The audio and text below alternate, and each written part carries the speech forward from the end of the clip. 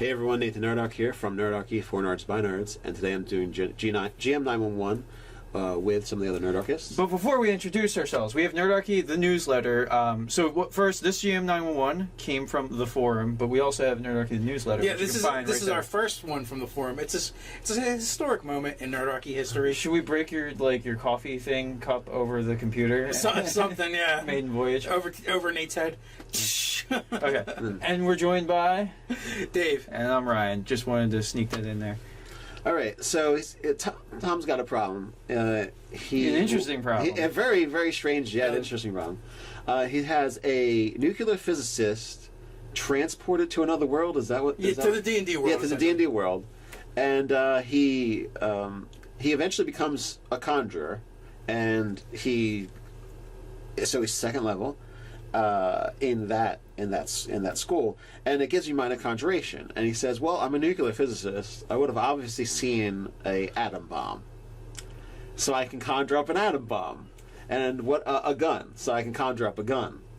But I would say that in several ways, well, first off, I don't think I've ever seen... The problem is everything that this modern character can do is game-breaking, potentially be game-breaking. Yeah. You also should highlight the fact that he's a wild magic sorcerer who's taking, magic sorcerer. 2 levels into I couldn't remember his original class. Wizard. So do you think, this player had this whole scheme plotted out from the very beginning? Quite possibly. If I get him to say yes to this... Yeah, eventually I can push him to this. Dude, it's the puppy dog clothes. But yeah, he totally led with this story stuff, and it's kind of inconspicuous and inconspicuous, and then then he's like, all right, I got him. Yes. Oh. Yes, he's yes-ending me to that, and he's yes-ending me to that, and nuclear bomb. Yeah, I want to make a nuclear bomb. Conjure it up. Bam. So now, if this GM allows this stuff to happen in this game with handguns and nuclear bombs, the player 1 D&D is really what it comes down to. Yeah, I mean, it could be interesting, it could be fun, you could go with it. But then again, too, it does kind of ruin the fun for the other players in some ways. But then there's other things. It's like letting somebody in your game have a dragon or something. Yeah. But let's look at it. Say he summons a handgun, right? Mm. He's not proficient. Right, so I would just say he doesn't have proficiency because he's a nuclear physicist, not a military guy. Right, and then I would say, okay, Dex probably is not as a good stat. If he's a wild mage and sorcerer, so he's probably got charisma and intelligence. Are probably his good stats. So there's that. Then there's you can summon one object, right? The gun is an object, but the ammunition would be another. So you'd have to craft the ammunition, the bullets, which is not easy to do when you don't have machine ability of, and also too casings of shells. It probably has the loading characteristic, so it's going to take the time to load the gun. Unless he then makes a speed loader. I mean. Yeah. Well, speed loader. If he's got tinker tools and he gadgetries a whole bunch of stuff, he makes the bullets, he makes the ammunition, he makes speed loaders. It's still going to be maybe it's a revolver. Yeah. Well, no, I really don't think he can make a sword and swing it, because realistically, it's it's not necessarily taking physical damage, like a point of hit point damage, but it is being damaged when you hit it against stuff. And I feel like a gun is inherently a controlled explosion. Let's highlight the one saving loophole that we found for this GM, that we found for Tom. Right? The idea that for this minor conjuration ability that you get, that the thing can stick around for the hour. As soon as it takes a point of damage, the thing that you brought, as soon as it takes any damage... Well, any damage, yeah. It dissipates. So, a gun takes a spark and ignition, which is probably some damage. Yeah. There's an explosion that happens in the chamber. Right, so the gun... propels the bullet. One shot. The gun... No, you go to shoot it, and it disappears as soon as it takes the damage from the explosion. I'm less of a dick than you. I'd give him one bullet. Yeah. One bullet. No, it's just it shoots out, and it's one of those flags that says bang. And then it disappears. But your nuclear bomb also... Well, because if you're going to allow the one shot of the bullet, why can't that bomb just explode then? That combustion of the gun, the logic loophole, if you let that combustion of the gun happen, you let the bomb happen too. So I guess... Well, but because he wants to summon a nuclear bomb Oh, yeah. He wants to summon a nuclear bomb as his other option. The nuclear bomb has a lot of complex parts to it. It's not just... And the ammo would be real, while the gun would not be. So when you fire it, I think the gun would disappear, but the bullet would continue on with its thing. But the nuclear bomb, I mean, you've got the sections of uranium spheres smashing together at incredible speeds to start the chain reaction. So that right there, I think when the uranium smashes together hard enough to bust the atoms apart and start a nuclear chain reaction, that should really be the time where it has taken damage and disappears. If for some reason, or maybe it only affects like a 10-foot square. Yeah, but no, but then you could kill gods in a 10-foot square. Like, I mean, like the thing is, if he gets this device and something, he can literally kill everything. Anything with stats is dead. With a nuke can be there. Yeah, it depends on how much damage you see it doing. Meteor swarm is like, as a meteor swarm, you can do, what is it, like 80 die 6 or something, 40 die 6.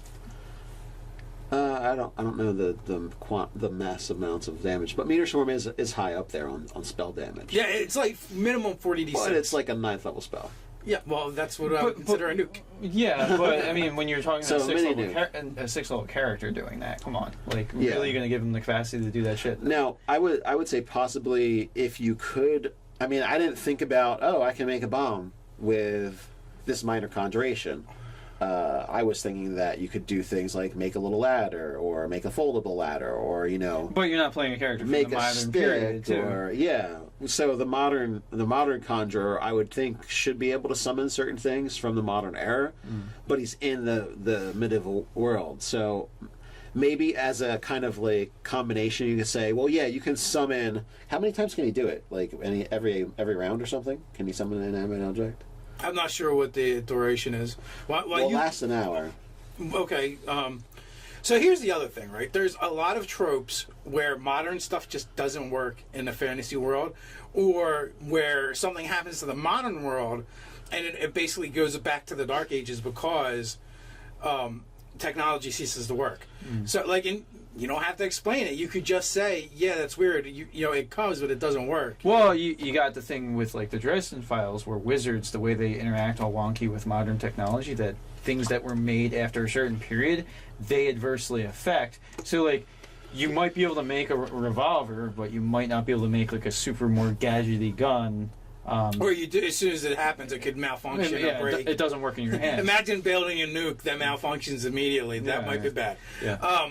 So there's that kind of things that you could do. Like, even like one of the book series Ted was reading, he was telling me about, like, even like chemical stuff just cease to function, and, which would be a huge problem, because really that's what you're using for a lot of things that we use. A combustion in an engine, in the chamber of a gun, a nuclear weapon. All of those things, really would rely on these chemical reactions. That if you're saying, when you part the veil between worlds, for whatever reason, they don't apply here. Physics are different in this world. Well, hey, there's magic, so physics is obviously different in this world. So yeah, you could just say that nuclear bomb just does not work the way you think it's supposed to work. So one of the other, interesting story tropes that you would have to employ when you have something like that is people are going to see him doing these wonders that they've never seen before.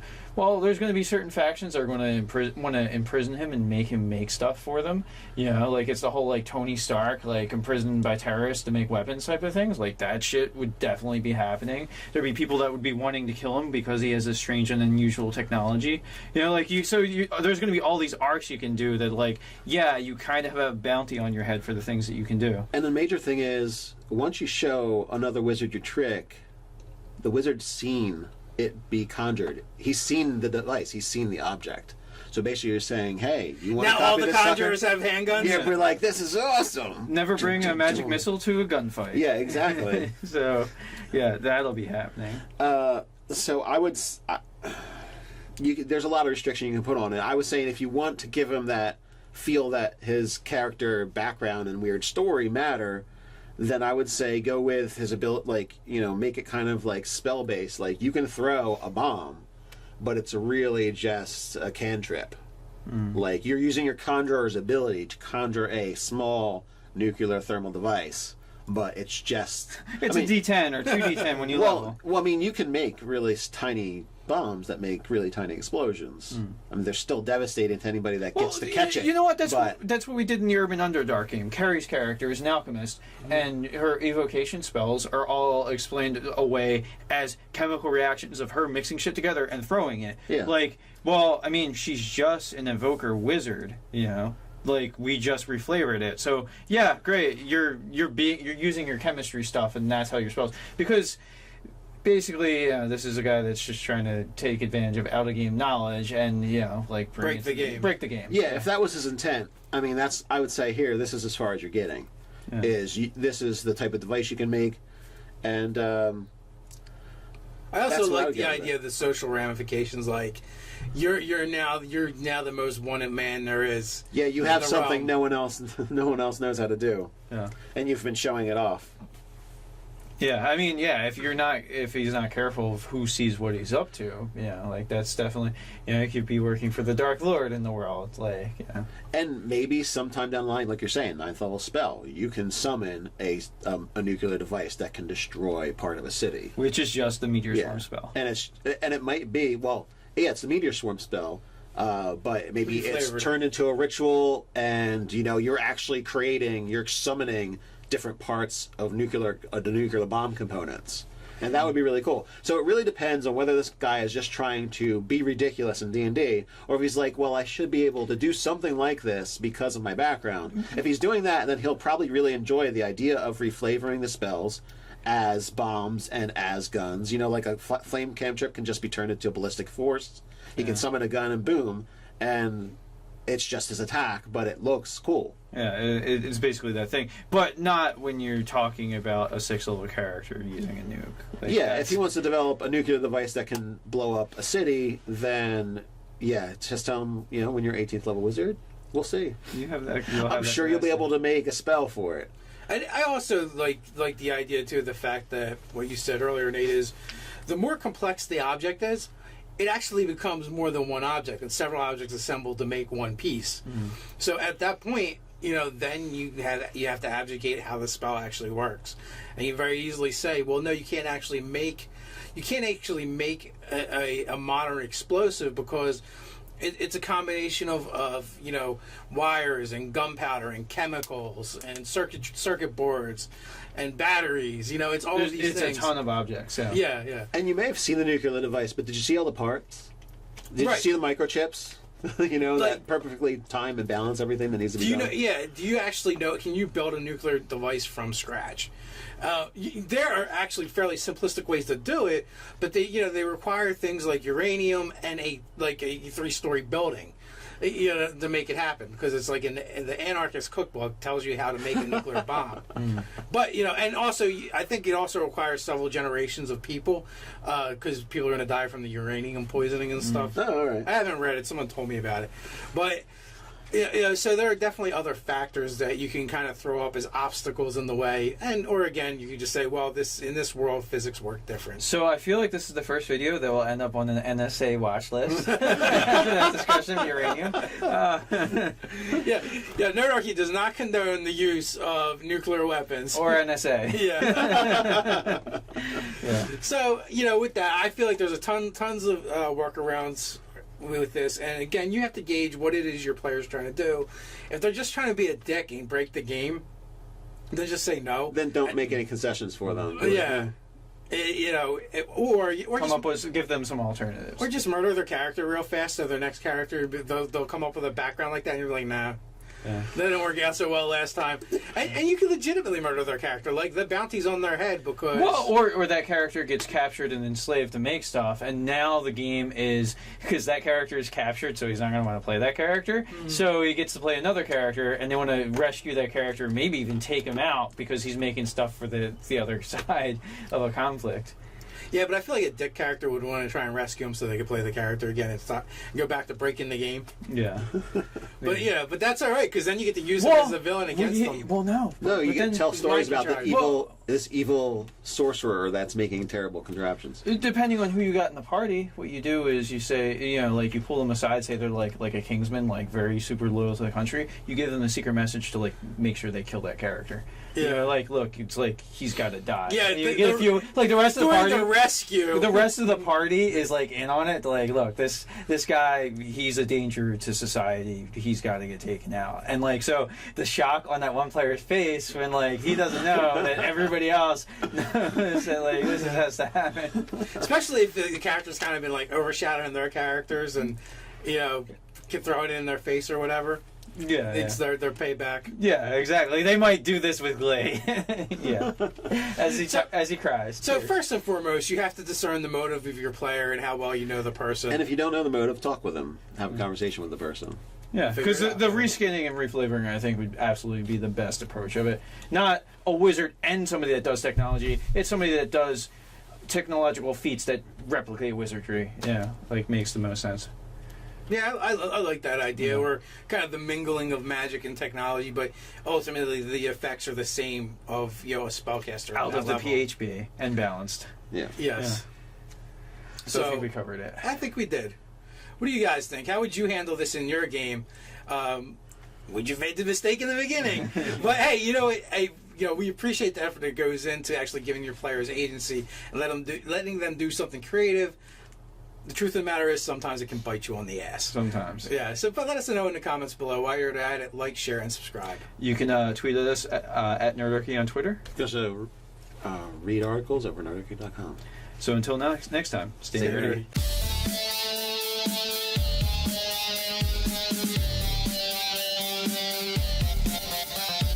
Cup over the computer. Something, yeah. Maiden voyage. Over Nate's head.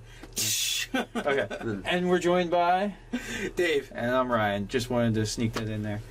All right. So Tom's got a problem. An interesting problem. A very, very strange yet interesting problem. He has a nuclear physicist transported to another world. Is that what? To the D&D world. Yeah, to the D&D world. And he eventually becomes a conjurer, and a wild magic sorcerer who's taking magic sorcerer. 2 levels into I couldn't remember his original class. Wizard. So do you think like this player had this whole scheme plotted out from the very beginning? Quite possibly. Because if I get him to say yes to this, eventually I can push him to this. Dude, it's the puppy dog clothes. But yeah, he totally led with like these this story stuff, and it's kind of inconspicuous and inconspicuous, and then he's like, all right, I got him. Yes. Oh. Yes, he's ending me to that, and he's ending me to that, and nuclear bomb. Yeah, I want to make a nuclear bomb. Conjure it up. Bam. So now, if this GM allows this stuff to happen in this game with like handguns and nuclear bombs, the player 1 D&D is really what it comes down to. Yeah, I mean, it could be interesting. It could be fun. You could go with it. But then again, too, it does kind of like ruin the fun for the other players in some ways.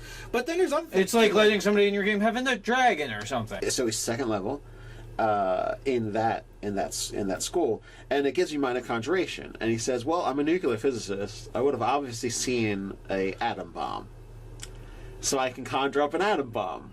And a gun, so I can conjure up a gun. But I would say that in several ways. First off, I don't think I've ever seen. The problem is everything that this modern character can do is game breaking, potentially be game breaking. Yeah. You also should highlight the fact that he's a.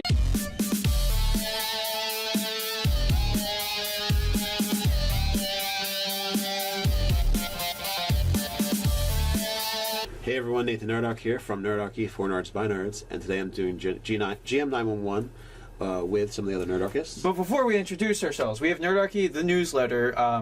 First, this GM 911 came from the forum, but we also have Nerdarchy, the newsletter. Yeah, this is our first one from the forum. It's a historic moment in Nerdarchy history. Should we break your coffee thing?